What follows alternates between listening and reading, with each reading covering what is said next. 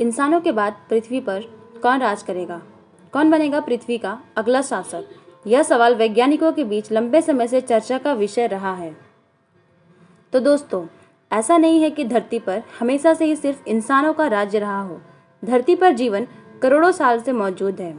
इंसान की उत्पत्ति से पहले ही अलग अलग समय पर अलग अलग जीवों का राज धरती पर रहा है, जैसे कि dinosaurs, mammals, arthropods, amphibians and reptiles, जो कि अलग अलग समय पर धरती पर राज कर चुके हैं।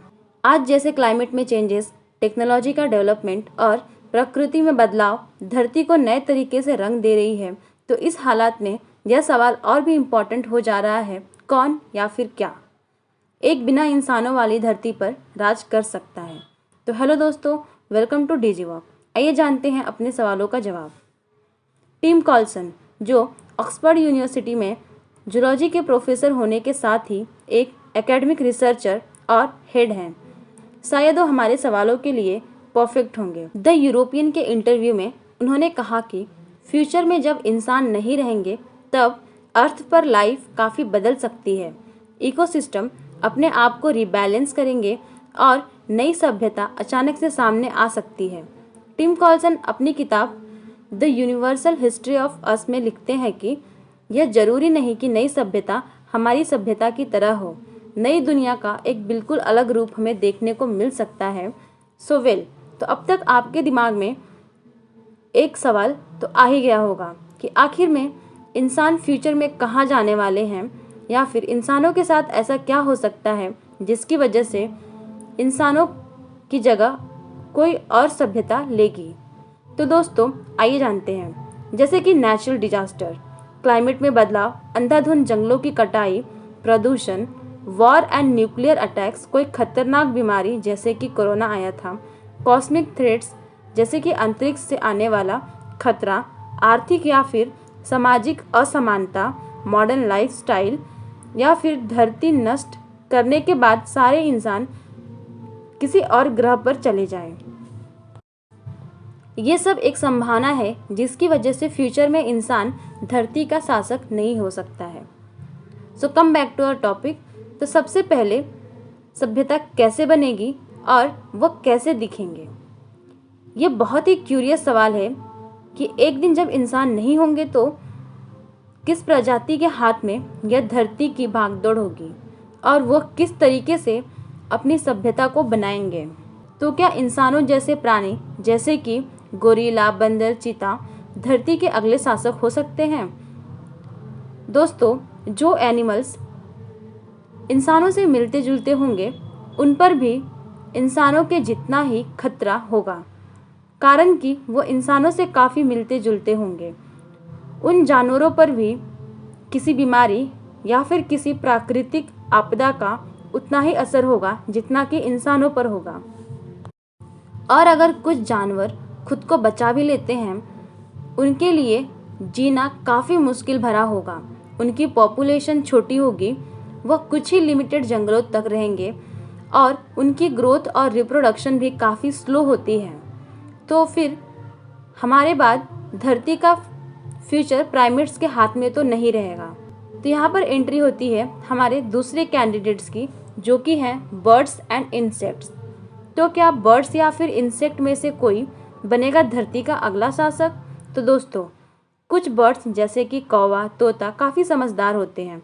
वह काफ़ी मुश्किल पजल्स को भी आसानी से सॉल्व कर लेते हैं। कुछ इंसेक्ट्स भी ऐसे ही हैबिटेट्स बनाते हैं जो काफ़ी जटिल और बड़े होते हैं, जो इंसानों द्वारा बनाए गए सोसाइटी से मिलते जुलते हैं, लेकिन ये बिहेवियर उनके जेनेटिक्स में ज़्यादा होता है, मतलब कि ये उनके इंटेलिजेंस का हिस्सा नहीं है। सो वेल दोस्तों, यहाँ तक हमें ये समझ में आया कि इंसेक्ट्स या फिर बर्ड्स में समझदारी बहुत कम होती है, तो फिर वो इंसानों की जगह नहीं ले सकते, वह एक सभ्यता बनाने के काबिल नहीं है। तो फिर इंसानों के बाद धरती पर आखिर किसका राज होगा? एक ब्रिटिश प्रोफेसर, जिनका मानना है कि इंसानों के बाद दुनिया पर राज करने के लिए ऑक्टोपस सबसे बेहतरीन कैंडिडेट हो सकते हैं। ऑक्टोपस धरती पर सबसे समझदार, किसी भी परिस्थिति में खुद को इजीली ढाल लेते हैं और वो उनके आसपास के रिसोर्सेज को काफ़ी अच्छी तरह से यूज़ करना भी जानते हैं, जटिल समस्या को सॉल्व करने में काबिल होते हैं, एक दूसरे से कलर फ्लैशेस के जरिए बात करते हैं, चीज़ों को अपने हिसाब से ढालना और अपने आप को बिल्कुल परफेक्ट तरीके से दुश्मनों से बचा कर रखने की स्किल, ये सब इस ओर इशारा करती है कि अगर उन्हें सही कंडीशन मिलता है तो वो एक दिन सभ्यता बना सकते हैं। तो क्या एक दिन ऑक्टोपस इंसानों की जगह लेकर अपनी सिविलाइजेशन बनाएंगे? बट वेट दोस्तों, वैज्ञानिकों के हिसाब से ऑक्टोपस जमीन पर नहीं रह सकते हैं क्योंकि उनके शरीर में हड्डियां नहीं होती हैं, जिसकी वजह से वह जमीन पर चलना तो दूर की बात, वह खुद को ठीक तरीके से इधर उधर हिला भी नहीं सकते। पर यह भी सच है कि ऑक्टोपस जो कि 20 फीट तक लंबे हो सकते हैं और लगभग 110 पाउंड तक वेट हो सकता है, वह पानी के अंदर अपनी सभ्यता बना सकते हैं जो जमीन पर रह रहे इंसानी बस्तियों की तरह दिख सकता है। हाँ, पर यह सब करने में उन्हें 1000 साल या मिलियन साल का वक्त लग सकता है। तब जाकर कहीं ऑक्टोपस खुद को अपने हिसाब से इवॉल्व करके अंडर वाटर अपनी एक दुनिया बसा सकेंगे। तो क्या एक दिन जब इंसान नहीं होंगे तो ऑक्टोपस अपना सभ्यता बनाएंगे? साइंटिस्ट के हिसाब से ये हो सकता है कि वह पानी के बाहर सांस लेने का तरीका ढूंढ ले और ज़मीन पर रहने वाला जानवर जैसे कि हिरन, बकरी और दूसरे जानवरों का शिकार भी कर सके। आज भले ही हमारे पास इसका एग्जैक्टली कोई जवाब नहीं है, लेकिन हम इसे बिल्कुल भी नकार नहीं सकते। हमसे पहले जो भी जानवर इस धरती पर राज्य किए, उन्होंने क्या कभी भी हमारे पूर्वजों को देखकर ये सोचा होगा कि आगे जा वो इंसानों में इवॉल्व होकर धरती पर राज करेंगे? शायद नहीं। पर फिर भी आज हम टेक्नोलॉजी के हिसाब से कहें या फिर मानसिक तौर पर काफ़ी ज़्यादा डेवलप है।